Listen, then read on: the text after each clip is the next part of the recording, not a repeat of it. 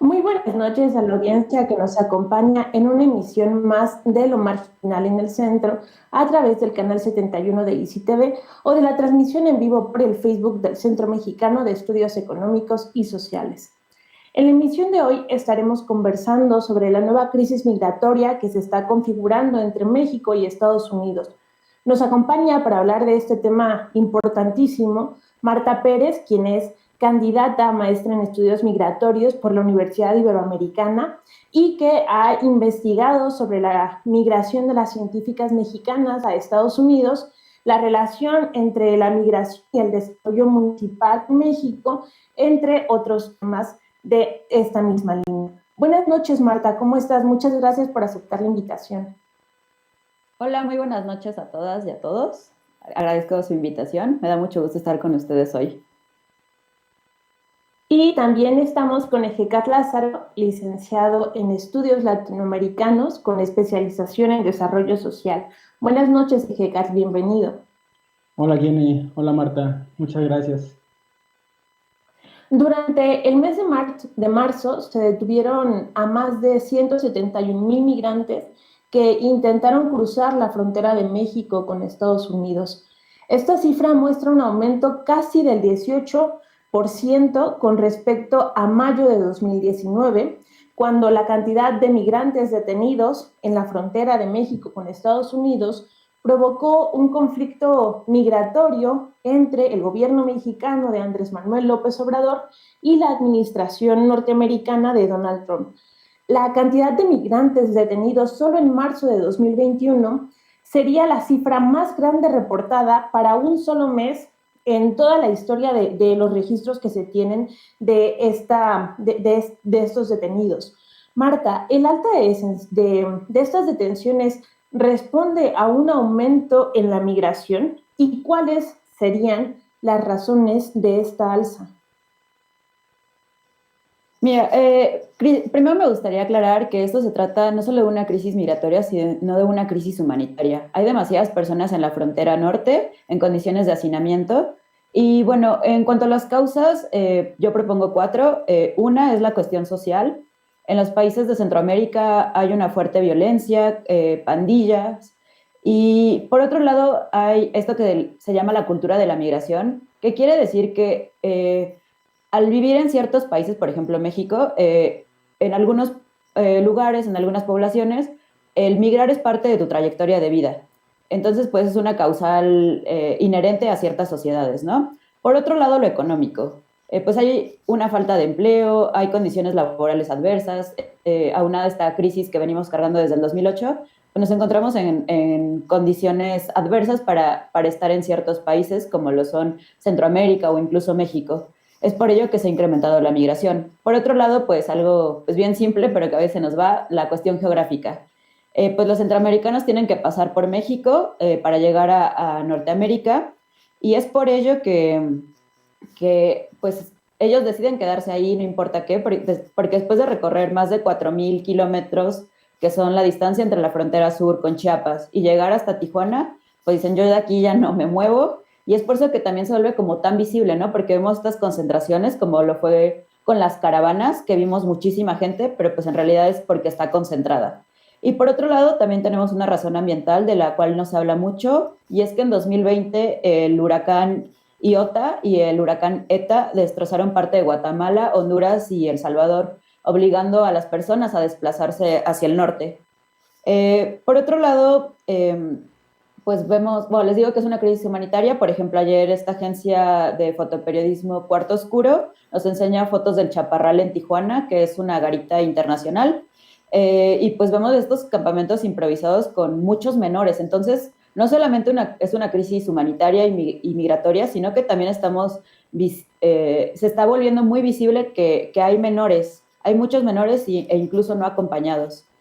Y esto también tiene que ver con que, pues, ha habido como una detención de los procesos de asilo en Estados Unidos y en México, tanto por la crisis de la pandemia como pues por los cambios de gobierno, pero hay personas que están en el norte esperando a que se les responda su solicitud de asilo y además van llegando más personas, entonces se hace como este cuello de botella donde vemos muchísimos migrantes.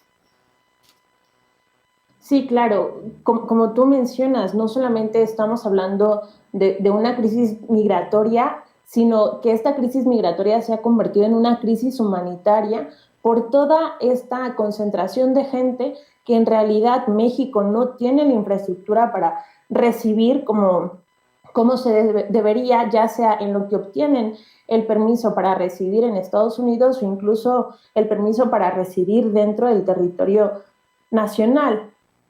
Ejecar, ¿tú a qué crees que se deba el origen de esta crisis migratoria y humanitaria ante la que nos estamos enfrentando? Bueno, yo comparto estas cuatro causales que ya ha mencionado Marta. Sin embargo, creo que también hay otros puntos muy importantes para explicar la coyuntura y pienso, por ejemplo, en la pandemia, ¿no? O sea, a partir de que comienza la pandemia y a partir de que se cierran los países, que comienza el confinamiento, la frontera prácticamente es sellada por Trump. De hecho, él promulgó una medida que no existía anteriormente en la frontera que se llama Title 42, título 42, digamos, en español, y que básicamente lo que dice es que únicamente van a aceptar a los menores no acompañados. A todos los demás, aunque sean familias con menores o a los adultos, los regresan inmediatamente a México, ¿no? O sea, hay una expulsión automática, digamos, un rechazo automático que no se había visto antes de la pandemia, a pesar del discurso xenófobo, muy nacionalista que sí tenía Donald Trump. En ese sentido, sí hay un impacto de la pandemia en el endurecimiento de los filtros migratorios en la frontera norte de México, pero también hay otro impacto de la pandemia que considero que es muy importante y que de alguna manera nos permite explicar mejor este flujo migratorio tan nutrido que hemos observado tanto de mexicanos como de centroamericanos. Y es precisamente el deterioro de las condiciones económicas de los países, ¿no? Porque, bueno, en el caso de México es verdad que la pandemia vino a empeorar la situación a partir del año 2020, pero si nosotros revisamos los principales indicadores del crecimiento económico en nuestro país, prácticamente en 2019 hay una contracción de la economía y evidentemente existe un lazo muy fuerte, cierta causalidad, una correlación muy importante, evidente, entre la falta de empleos, la falta de oportunidades económicas, el deterioro de las condiciones salariales, por un lado, y por otro lado, la expulsión de migrantes, y entonces se convierte en una situación muy favorable para que estos flujos migratorios de alguna forma se reaviven una vez que hay este cambio de gobierno en Estados Unidos, ¿no? Es verdad, yo creo que una de las condiciones coyunturales que también permiten explicar por qué viene esta nueva oleada es el cambio de gobierno. La llegada de Biden a la presidencia de Estados Unidos fue interpretada por parte de mucha gente en Centroamérica y también en México como el inicio de una nueva política migratoria de alguna manera más favorable para los migrantes. Y esto no solamente por el cambio en sí de la administración, sino también porque el propio Biden llegó con una propuesta migratoria. De hecho, me parece que ahorita se encuentra atorada en el Senado de los Estados Unidos y que de alguna manera está planteando legalizar a 11 millones aproximadamente de inmigrantes que no tienen documentos actualmente, que ya se encuentran residiendo en Estados Unidos. Y entonces se creó esta expectativa de que de alguna forma era más fácil entrar al territorio estadounidense y viene toda esta oleada, ¿no? Tanto de mexicanos como de centroamericanos. Muchas veces, y sobre todo a partir de 2019, existe entre el público mexicano la idea de que los que están atorados en la frontera son centroamericanos. Esto no es cierto, o sea, hay muchísimos mexicanos ahí, centroamericanos y de muchas otras nacionalidades, ¿no? Entonces yo diría que como factores coyunturales se encuentran estos, y si atendemos a los procesos ya más estructurales, evidentemente se encuentran pues la falta de estabilidad política y económica que existe en los países del Triángulo Norte de Centroamérica, Guatemala, El Salvador, Honduras, y que yo creo que podemos nosotros marcar como una especie de inicio a partir de los conflictos bélicos que se dan en la segunda mitad del siglo XX, en este marco de intervenciones de los Estados Unidos un clima de guerra fría. Son países que prácticamente van a alcanzar un clima de paz relativo porque existe muchísima violencia a principios de 1990. O sea, es en esta última década del siglo XX cuando se terminan los conflictos civiles, las guerras que existían en estos países, y evidentemente durante este periodo los países están expulsando muchísima gente, ¿no? Que no puede vivir en esas condiciones de guerra, porque era guerra totalmente, y buscan asilo y buscan refugio en México, en Estados Unidos o en otros lugares, ¿no? Sí, mucho se ha hablado del papel que México juega como una clase de muro de contención por la posición geográfica de la que, bueno, que creo que tenemos presente al fungir como un nexo entre estos países que son los principales y no bien los únicos, Guatemala, Honduras, El Salvador y Estados Unidos. Sin embargo, me gustaría saber, Marta, cuál ha sido el papel de los gobernantes que es de este triángulo norte frente al problema, si hay algún mecanismo de coordinación entre ellos y cuál ha sido. Gracias. Primero, me gustaría contarles esto, que igual es muy nuevo para mí, pero hay una connotación despectiva en llamarle Triángulo Norte de Centroamérica a estos tres países. ¿Por qué? Porque tiene toda esta concepción militar que ha sido acuñada desde Estados Unidos, el decir como este triángulo de países es peligroso, entonces pues, bueno, en los estudios, cuando se va a hablar con los migrantes, dicen es que no nos gusta que nos llamen el Triángulo Norte de Centroamérica, ¿no? Somos Guatemala, Honduras y El Salvador. Bueno, eso por un lado. Pero por otro lado, pues no hay recursos económicos, o sea, no hay una planeación. Vemos en el caso de Honduras, perdón, de El Salvador, este gobierno de extrema derecha, donde pues lo último que le importa son los derechos humanos. Por otro lado, vemos estas crisis de violencia que han sido incontenibles y no solamente en este periodo, sino desde hace ya varios años. No se ha actuado para cambiar esta situación, tanto de violencia como, bueno, es como un poco equiparable al narco de aquí, ¿no? Se cobra derecho de piso, hay desplazados, hay muertes, bueno, los cárteles buscan a añadir a los jóvenes a sus filas, entonces pues sí es algo que rebasa un poco al Estado. Y bueno, otra vez recalco esta cuestión de la cultura de la migración, que también ha sido difícil pues combatirla porque es parte ya de la vida de las personas de ciertas poblaciones. Por otro lado, sí recalco que hay esto que es la cooperación internacional para el desarrollo, que es básicamente financiamiento desde los estados, pues se puede decir, más desarrollados o con mayores ingresos, para desarrollar a estos países como Guatemala, Honduras o El Salvador, pero pues que llevan intereses políticos de por medio, ¿no? O sea, si bien hay intención de, por ejemplo, crear empleos,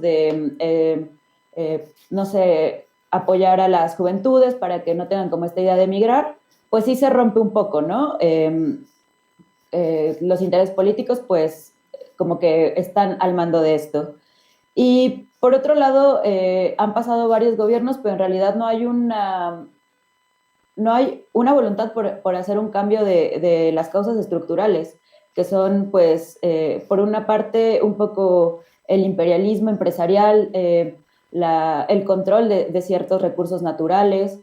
Entonces, pues sí, los gobiernos se han visto, y los estados de estos tres países se han visto rebasados tanto por la violencia como por los intereses económicos y políticos, y no hay una clara relación ni bilateral ni multilateral con Estados Unidos para hacer planes realmente de desarrollo que estén a la par de las necesidades de estos países.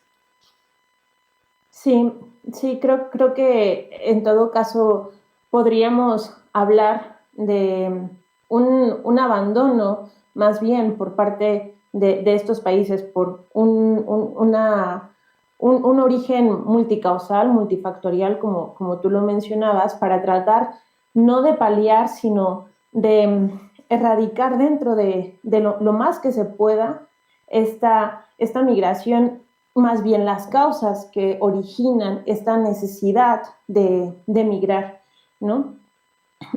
Hace unos días, más o menos 3, Alejandro Mayorkas, quien es secretario de Seguridad Nacional de Estados Unidos, declaró que posiblemente esta sería la mayor crisis migratoria de los últimos 20 años, por lo que el gabinete americano está tomando ya medidas que considera pertinentes como la reforma que ya mencionaba EJECAT, que Joe Biden mandó al Congreso de los Estados Unidos.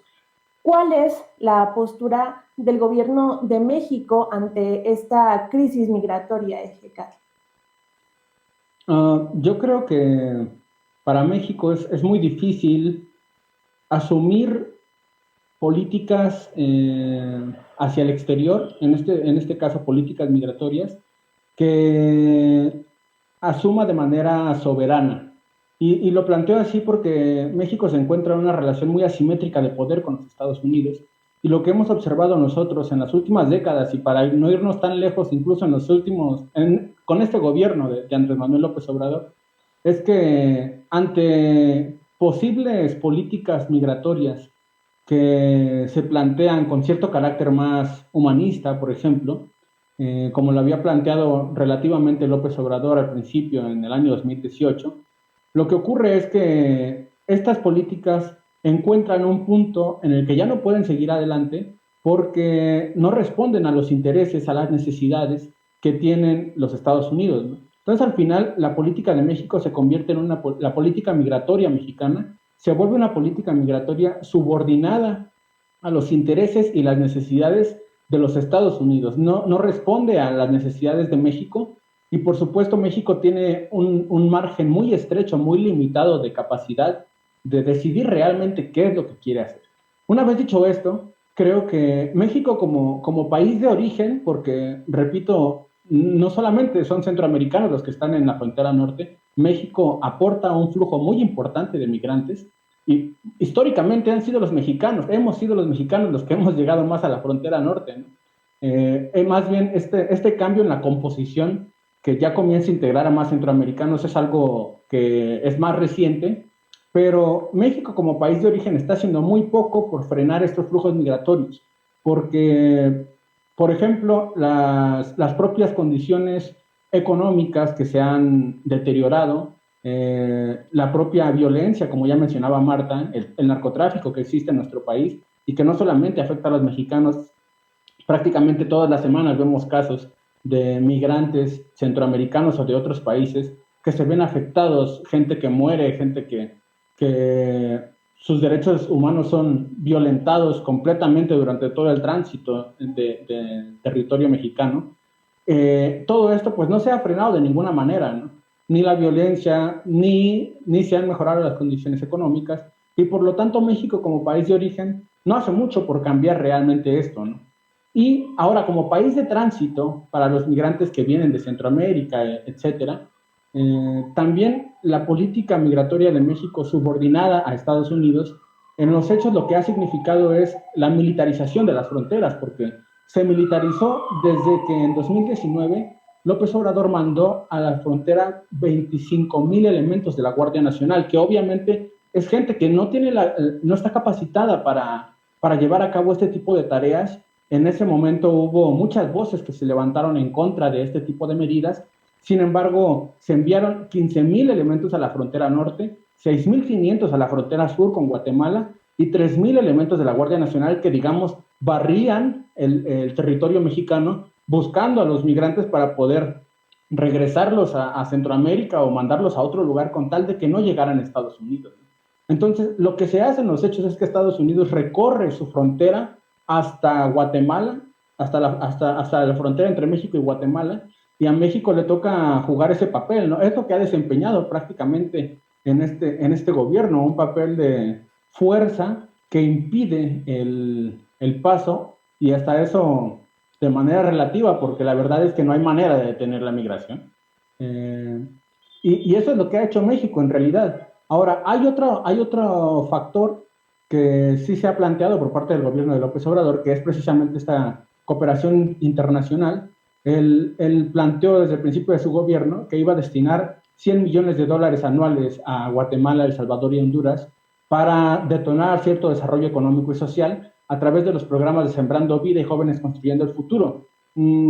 A lo mejor en su momento la propuesta sonó novedosa, sin embargo es necesario recalcar que tanto el gobierno de Peña Nieto como el de Calderón como el de Fox han instrumentado algunas medidas migratorias de este tipo, el Plan Puebla-Panamá, por ejemplo, el Proyecto Mesoamérica, con Peña Nieto este programa que se llamó Frontera Sur, que buscaba una migración centroamericana más ordenada, más segura, etcétera. Y digamos que lo que se está viendo en este sentido es una reedición de políticas que se han visto ya antes y cuyos resultados pues no son muy favorables, digamos. Sí, Marta, Ejecat mencionaba ya algunos programas o algunos intentos que se han tratado de hacer desde el gobierno mexicano para tratar de paliar este problema migratorio que se ha convertido, como tú bien decías, en una crisis humanitaria que realmente preocupa más si lo sumamos al contexto, a la coyuntura originada por la pandemia que está de alguna manera sobrepasa a los gobiernos a pesar de la crítica que se pueda hacer a las políticas de cada uno. ¿Qué crees tú que se podría hacer desde la institucionalidad, desde el gobierno, desde el gobierno mexicano, quiero decir, más allá de estos programas que parece poco efecto positivo han tenido? Pues en cuanto a los institutos, pues tenemos como las dos grandes figuras. Una es la COMAR, la Comisión Mexicana de Ayuda a Refugiados, y el otro es el Instituto Mexicano para la Migración. Y pues ambos han recibido recortes de presupuesto debido a estas políticas de austeridad. Y concuerdo con Ejecatl acerca de pues este abismo de diferencia entre lo normativo, entre lo discursivo que se nos da en las mañaneras, que según está pegado a derechos humanos, y pues otra es la cuestión pues práctica, ¿no? Lo que vemos en las noticias, la realidad. Y bueno, la intención de Comar pues es buena, es atender a los refugiados. Sin embargo, pues desde el sismo del 19 de septiembre de 2017 recibieron pues un impacto muy fuerte en sus oficinas, y esto detuvo muchísimas solicitudes de asilo, y ahora con la pandemia se cerraron estas oficinas. Entonces, pues desde lo institucional, pues vemos un fracaso absoluto, y pues no solamente del gobierno de Andrés Manuel, sino desde antes. Hay muy poca inversión en estos proyectos. La verdad, los que se han llevado pues todo el crédito en la atención humanitaria, pues es la sociedad civil, los refugios de Tenosique, las patronas en Veracruz, los refugios en Tijuana. Pues sí, desde la institucionalidad no hay, bueno, no ha habido mucho que hacer. Yo creo que si bien el discurso es bastante aceptado, el decir vamos a aceptar a estas personas en lo que resuelven su condición de refugiados, o si ven si se quieren quedar aquí, o si los incluimos en el mercado laboral, si los regularizamos, pues no han sido suficientes. Y pues sí, también me gustaría rescatar esto que pasó el 3 de febrero del 2021, que 12 policías fueron arrestados por la matanza de 19 personas, entre ellos migrantes. Entonces, ¿qué discurso damos? Igual sí, como mexicanos buscamos que se nos garanticen nuestros derechos humanos cuando migramos a Estados Unidos, si nosotros con los migrantes tanto de Centroamérica como de República Dominicana, de Haití y todos los demás que llegan a México, pues los tenemos en condiciones deplorables, y realmente no hay una intención por invertir y por cambiar las cosas. Sí, incluso con esto último que tú mencionabas, Marta, creo que el último caso verdaderamente indignante, el de Victoria Salazar, no deja de llamar la atención sobre la necesidad de incluso no solamente programas del sentido en el que mencionaba GECAT o apoyos monetarios, como tú ya mencionabas también, sino también de una educación en los derechos humanitarios por parte pues ahora sí que de todo el aparato gubernamental y de quienes en específico tienen la responsabilidad de atender estos problemas. ¿Hay algo que se esté haciendo en este sentido, Marta? No, no hay un esfuerzo ni por cambiar pues ni la xenofobia, ni el racismo.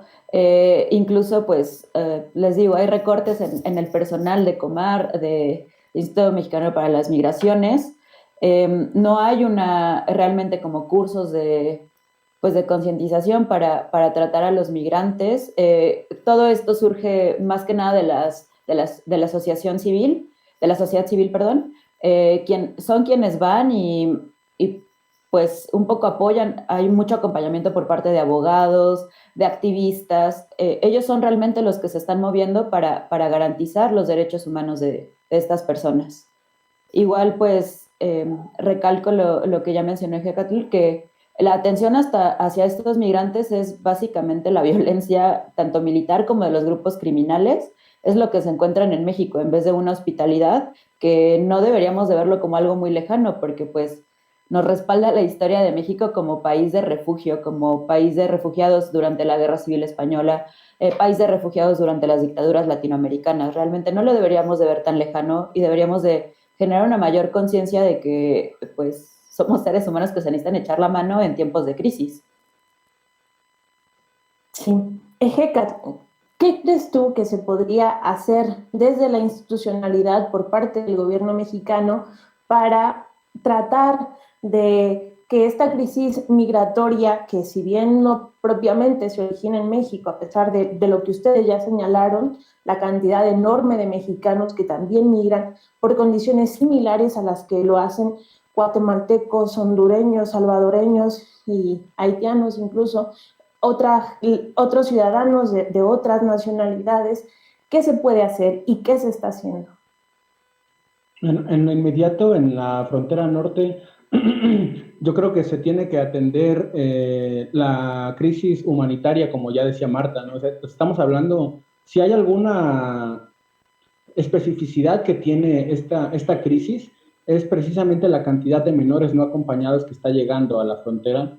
O sea, hay niños de 3 años, por ejemplo, que están solos totalmente en la frontera, o sea, en un lugar que no conocen, sin padres, sin tíos, sin nadie, completamente a merced de los grupos criminales, etcétera. Y lo que estamos viendo es que se están armando muchos campamentos en los principales puntos de entrada, por ejemplo, Tijuana, Ciudad Juárez, etcétera. Y son campamentos de personas que intentan entrar a Estados Unidos, no lo logran o logran entrar pero son deportados. Y es gente que prácticamente está allí organizada y sobreviviendo como pueden, ¿no? Totalmente a merced de lo que ocurra, no tiene ningún tipo de apoyo del gobierno a nivel municipal, a nivel estatal, a nivel federal. Entonces, yo creo que esto es algo que se puede hacer y que se debe hacer en lo inmediato, ¿no? O sea, atender estos puntos que están bien identificados en las principales ciudades fronterizas con Estados Unidos y que además pues están cada vez llenándose de más gente. Ahorita hay aproximadamente 25,000 personas en la frontera esperando asilo para poder entrar a Estados Unidos.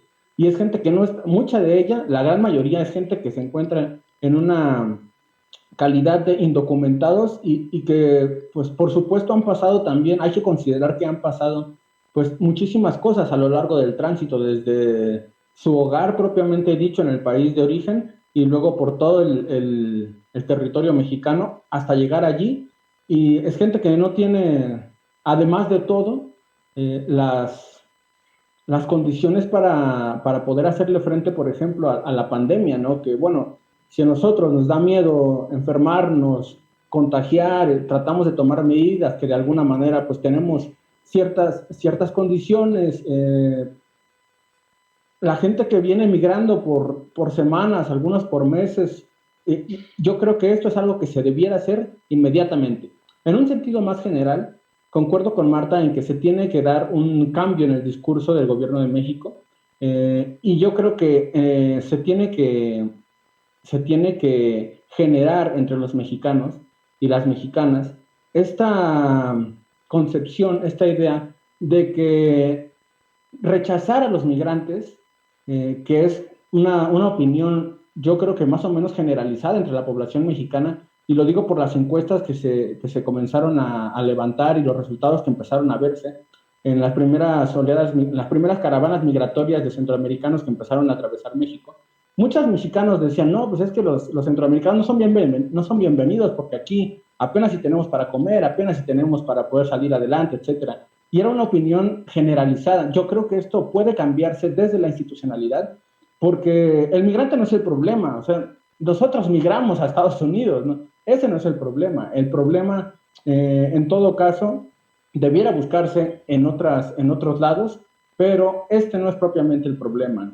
Está bastante demostrado ya que, por ejemplo, la población migrante funciona también como un detonante de la economía de los lugares en donde la población migrante reside. ¿Quiénes son los que hacen los trabajos, por ejemplo, o los que hacen funcionar los trabajos menos calificados de alguna manera o no tan bien pagados en Estados Unidos? Pues es la población migrante, ¿no? O sea, muchísima población migrante que reside en Estados Unidos es la que está de alguna forma sosteniendo la economía. Y no solamente hablemos de Estados Unidos o de México. Si hablamos de Europa, por ejemplo, que reciben muchísima población migrante del norte de África o de Asia Central, también quien realiza la mayor parte de los trabajos no calificados, digamos, también es la población migrante, ¿no? Claro, esto no quiere decir que únicamente migre gente que no tiene preparación académica, etcétera. Por supuesto que hay mucha diversidad en cuanto a los perfiles de migración, pero creo que esto sí es algo que se debe cambiar, ¿no? Impedir la generalización de un discurso nacionalista y xenofóbico. Sí. Marta, ¿te gustaría agregar algo? Igual un poco en línea con lo que ya mencionaba Ejecatl, pues también en Estados Unidos se encuentra ante esta disyuntiva que una es atender como, bueno, hacer política doméstica bajo este discurso nacionalista de primero en crisis hay que atender a nuestros connacionales y por otro lado pues la política migratoria, ¿no? Que pues obviamente en un contexto aparte después de toda la cuestión de Trump, donde hubo pues un fuerte nacionalismo, estos grupos de supremacistas blancos, pues yo creo que sí está como llevándoselo muy cauteloso Biden, pero sí definitivamente concuerdo en que hay que hacer un cambio en este discurso y pensar que pues todos en algún punto de nuestras vidas fuimos migrantes, internos, externos, nuestras familias han sido migrantes y pues tener bien presente eso. Sí, bueno, creo que este diálogo ha sido muy fructífero en cuanto a que el origen de la migración tiene causas profundas, causas estructurales que necesitan de una solución en ese mismo sentido, en una solución más profunda que rebase las buenas intenciones, que rebase solamente los discursos y que se enfoque más bien en la solución de las problemáticas reales que obligan de cierta manera a la población a migrar. También la necesidad de que este discurso xenofóbico, que de alguna manera ha caracterizado, con sus excepciones, a la población norteamericana, no comience también a permear en la concepción de los mexicanos. Agradezco mucho la presencia de GECAT, de Marta, muchas gracias por estar aquí, y nos vemos la siguiente semana en una emisión más de Lo Marginal en el Centro. Muy buenas noches.